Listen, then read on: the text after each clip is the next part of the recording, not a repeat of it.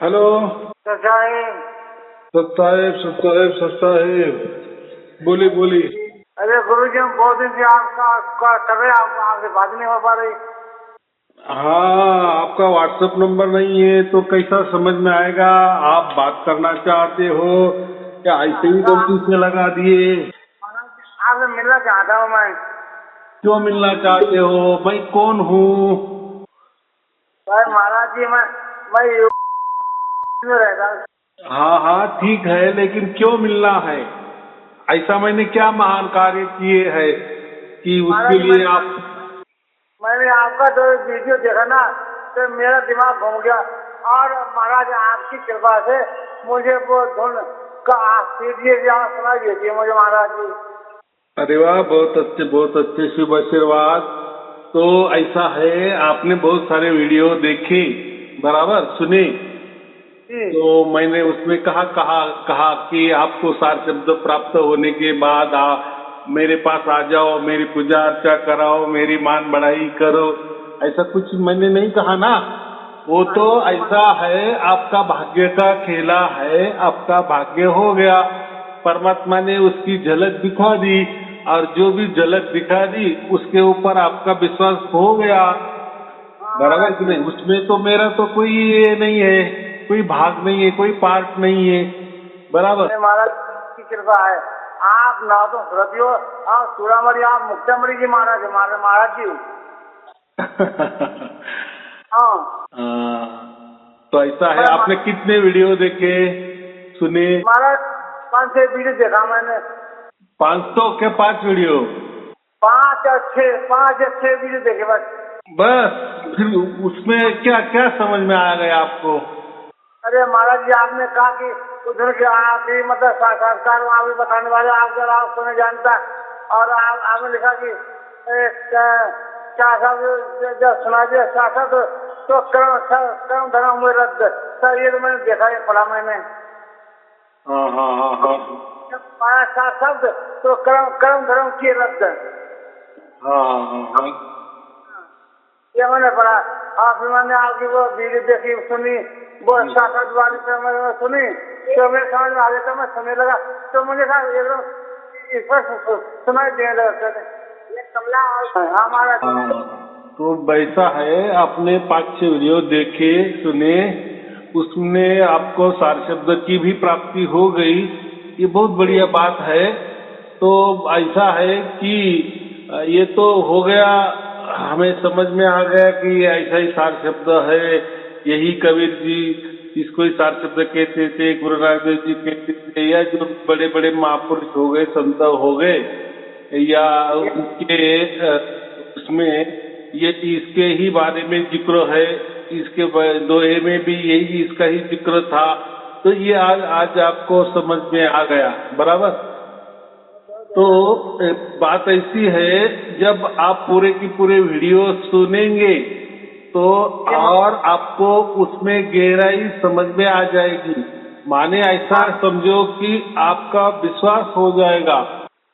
महाराज जी विश्वास में पूरा हो गया। महाराज जी गरीबी के कारण मेरा संपर्क नहीं बना महाराज जी। और मुझे फांसी गिर गई है, लेकिन फिर भी मैं भजन नहीं छोड़ता महाराज जी। हम्म। महाराज जी जब वो आवाज में सुनाई देती है तो मुझे लगता है कि मेरे साथ कोई है, मेरी कोई मदद कर रहा है।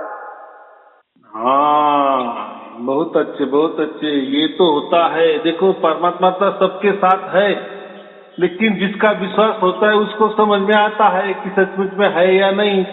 बाकी लोग तो सब बताते हैं कि हमारे आत्मा के अंदर ही परमात्मा है। तो ऐसा है, हमारे अंदर ही परमात्मा है, तो कोई उसका मतलब ऐसा लेता है कि आत्मा ही परमात्मा है, लेकिन ऐसा नहीं, ऐसा नहीं है। हमारे घर के सामने सूरज आता है, उगता है, या उसकी उसकी किरणें हमारे घर के सामने गिरती है, तो पूरा की पूरा सूरज तो नहीं आया ना, उसकी किरणें आ गई। तो उसके किरणें आ गई माने सूरज आ गया, ऐसा ही हो गया ना उसका मतलब। यहाँ ऐसे हुआ तो धूप आ गई तो। हाँ, तो फिर जहाँ सूरज है, जहाँ से उसकी किरणों की शुरुआत हो गई और हमारे आंगन में आ गई तो बस हमारे लिए काफी है, हमारे आंगन में ही परमात्मा प्रकट हो गया, ऐसा ही हम कहेंगे ना, या सूरज प्रकट हो गया, ऐसा ही कहेंगे ना हम। हाँ जी महाराज, बिल्कुल सर, बराबर सर, बराबर बराबर। हाँ, तो वैसा ही हमारे आत्मा के अंदर परमात्मा छिपा है, माने हमारे घर के आंगन में सूरज की किरणें आ गई, पहुंच गई, और हमें पता चल गया ये जो किरणें है वो सूरज की ही है। वैसा ही हमारे जो अंदर आत्मा है और उसने परमात्मा की पहचान कर ली, तो परमात्मा की पहचान करने के लिए आत्मा को कहीं बाहर नहीं निकालना पड़ा, बराबर कि नहीं? हाँ, तो वो जो आपके घर के आंगन में जो सूरज की किरणें आ गई, उसके लिए आप कोई सूरज के यहाँ नहीं गए थे कि मेरे आंगन में, मेरे घर के आंगन में आप आ जाओ, पधारो, ऐसा तो नहीं किया ना? ना, बिल्कुल नहीं, बिल्कुल नहीं। कुछ जाने की जरूरत ही नहीं। वैसा ही आपके आत्मा ने उसको पहचान लिया, बराबर। तो अभी आपके घर के आंगन में जो सूरज की किरणें आ गई, तो आप उनको बुलाने गए थे क्या? नहीं। ना ना, सूरज को आपने कोई ऐसा न्योता नहीं दिया था कि मेरे आंगन में आ जाओ, तो वो आ गए ना। और सूरज जो है वो तो आपके पहले से ही है ना। जी महाराज जी। हाँ, आप जाएंगे तो भी रहेगा कि नहीं महाराज जी? हाँ, वो परमात्मा घर के भीतर, घर के बाहर उसकी आवाज आती है, घर के बाहर है, और वो साथ साथ घर के बाहर है, और घर के अंदर मतलब थोड़ा सुनसी है, और कान आंख बंद करने कोई जरूरत नहीं महाराज जी उसे। हाँ, तो मैं वही कह रहा हूँ, वैसा ही जैसे मैंने सूरज का आपको उदाहरण दिए, वैसा ही परमात्मा स्वयं हमारे आत्मा के पास आता है और हमारी आत्मा को उसकी अनुभूति हो जाती है। अनुभव नहीं, अनुभव तो ये ज्ञान का विषय होता है। अनुभव माने ऐसा समझो कि हाँ, मुझे ठंड का अनुभव है, लेकिन जो डायरेक्ट ठंड में ही रहते हैं तो वो ठंड अलग, और एक ठंड का अनुभव होना अलग। तो हम जो कह रहे हैं वो कोई हमारा जो आत्मा है वो परमात्मा का कोई अनुभव नहीं करता, तो परमात्मा की अनुभूति होती है, परमात्मा की अनुभूति होती है, प्रत्यक्ष उसको हम बोलते हैं, प्रैक्टिकल बोलते हैं। तो वो आपके साथ हो गया ना। तो उसके लिए आपका आत्मा कहीं बाहर नहीं गया, कोई ध्यान नहीं लगाया, कोई लक्ष्य नहीं टिकाया कि सर के बाहर जाना है, 10वें द्वार के पार जाना है, 11वें द्वार के पार जाना है। कहीं नहीं महाराज जी, कहीं नहीं। घर में या घाट में, खेत में, कहीं बैठो, बराबर आपके साथ है, बराबर कि नहीं? तो उसके लिए आपने तो कोई ध्यान नहीं किए कि सिर के ऊपर ध्यान करो, इतना हाथ ऊपर दूर ध्यान करो, शरीर के बाहर ध्यान करो, शरीर के अंदर ध्यान करो, कहीं करने की जरूरत नहीं है। तो वो आपे आप होता है, ऑटोमेटिक होता है, और वो हमारा आत्मा उसका अनुभव उसको कहो या अनुभूति कहो, तो वो अनुभूति हो जाती है। अनुभूति माने प्रैक्टिकल हो जाता है, घट जाता है। तो परमात्मा ही आपके आत्मा के पास आया, बराबर मालिक। हाँ, आप तो हमारे लिए बिल्कुल सतपुरुष महाराज मालिक, आप तो सतपुरुष महाराज मालिक। आप ना तो जो चूड़ामणि मुक्तमणि सतपुरुष ज्ञान से आप तो हमारे परमात्मा मालिक, परमात्मा आपको आना दिए। अब मैं आपसे मिलना चाहता हूँ, लेकिन मैं कैसे मिलूँ, कैसे मुझे पता नहीं महाराज जी।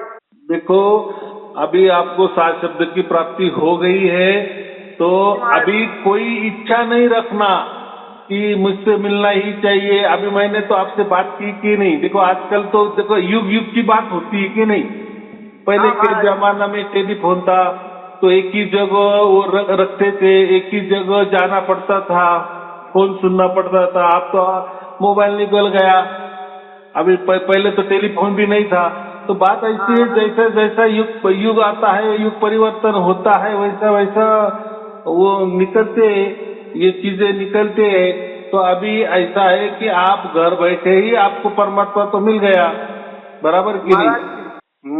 महाराज जी, श्री रामपा जी महाराज जी के शिष्य हैं, वो हमसे कहते चलो हमारे साथ चलो, नाम ना ले लो, हम राम नाम के हम नहीं जाएंगे, अब हमारा काम हो गया, हम नहीं जाएंगे। अब वो बहुत कहते पीछे पड़ते कि आप हमारे साथ चलो, नाम ना ले लो, हमने बाहर नहीं जा पाएंगे हम। तो वो तो आपका बड़प्पन है। देखो अभी आपका विश्वास हो गया और वो समझ में भी आ गया। तो मैं या तो और कहता हूँ कि बहुत सारे वीडियो है, पूरे वीडियो सुन लो।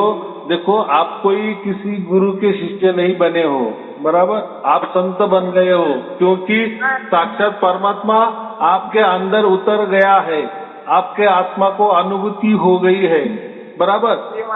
हाँ, तो लोग तो आजकल तो आज जो हाड़ मास के गुरु होते हैं वो गुरु कर लेते हैं और उसको भी परमात्मा मान लेते हैं, बराबर। जी महाराज जी, हाँ, ये देव गुरु काम नहीं करते, विदेह गुरु के साथ जाता है और देव गुरु के साथ नहीं जाता महाराज जी। अभी आपको समझ में आ गया ना, विदेही गुरु माने कौन? परमात्मा, बराबर, जिसका आकार नहीं है और कुछ वो दिखाई भी नहीं देता है, लेकिन वो हमारी आत्मा उसकी अनुभूति करती है, वही विदेही गुरु है। गुरु का मतलब भी होता है परमात्मा, लेकिन वो विदेही है। लेकिन आजकल जो गुरु लोग है, देहधारी गुरुआ है, वो बोलते हैं कि हम ही परमात्मा है, तो वो सरासर गलत बात है। कोई परमात्मा कोई मानव शरीर धारण नहीं करता। हाँ, मानव शरीर को बुद्धि दे सकता है ना, अनुभव दे सकता है ना, जैसा आपको हो गया, उसकी अनुभूति हो गई और आपको समझ में भी आ गई। और चलो वो भी समझो नहीं समझ में आई तो उसके लिए पहले ही परमात्मा ने लीला कर दिया और मेरे प्रवचन निकल गए, वो प्रवचन के हिसाब से आपने सुने और आपको समझ में भी आ गए और परमात्मा का भी लखाव भी हो गया और लखाव भी समझ में भी आ गया। यहाँ तक तो परमात्मा ने लीला किया ना, बराबर। उसके लिए कोई जरूरत नहीं ना, यही महत्वपूर्ण है। बाकी क्या होता है? आपके बगैर मेरे लिए बिल्कुल अमृत के समान है महाराज जी। हाँ, तो अभी एक काम करो, मेरे पास आने की कोई जरूरत नहीं है। बहुत सारे प्रवचन, 1000 के ऊपर प्रवचन है, बस वो सुनते जाओ, वही भक्ति है। फिर जैसी जैसी परमात्मा बुद्धि दे देगा वैसे वैसे चलना, बराबर। फिर उसका अगर उसकी इच्छा हो गई, परमात्मा ने अगर आपको बोल दिए कि आप जाओ दर्शन को, तो फिर आना, लेकिन अभी आपके मन से नहीं आना, बराबर। पूरा तरह जीवन परमात्मा के सौंप देना। फिर परमात्मा जैसा चलाएगा, जैसी बुद्धि देगा वैसा चलना, बराबर। मालिक मैं सोचा पता नहीं हमारी सांसें बची है ना बची, पता नहीं आगे तक हो पाए ना हो पाए। हमारी जिंदगी पहले बीच में हमारी मतलब जिंदगी बीच में हमारी खत्म हो, तो मैं क्या करूँगा? आपसे मिलना चाहिए, इसलिए आपकी सेवा मुझे, मैं आपको सेवक बनना चाहता हूँ महाराज जी। मैं आपको कुछ अपनी स्वच्छ भेंट देना चाहता हूँ महाराज जी। बात बराबर है, सब कुछ बराबर है, लेकिन आपका व्हाट्सएप नंबर ही नहीं ना, तो कैसा क्या होगा? तो आपका उसमें व्हाट्सएप लगा लो, ताकि मैं कौन हूँ, कहाँ रहता हूँ और हर रोज हम क्या क्या बेचते हैं, तो वो सब आप संपर्क में रहते हैं ना, बराबर कि नहीं? एक मोबाइल ले लेंगे छोटा मोटा, जैसे गरीबी में महाराज जी बड़ा मुश्किल होता है ना। हाँ, तो मैं वही बोला, अभी जैसा परमात्मा ने रखा है वैसे ही रहो, सब कुछ हो जाएगा। परमात्मा अगर इतना कर सकता है, आपके अंदर उतर सकता है, आपको अनुभूति दे सकता है, आपके आत्मा को अनुभूति दे सकता है, तो बाकी भी सब करेगा ना, उसकी लीला वही जाने। तो जैसा जैसा वो बुद्धि देगा वैसे वैसे चलना, बराबर। बाकी मैं कुछ नहीं कहूँगा।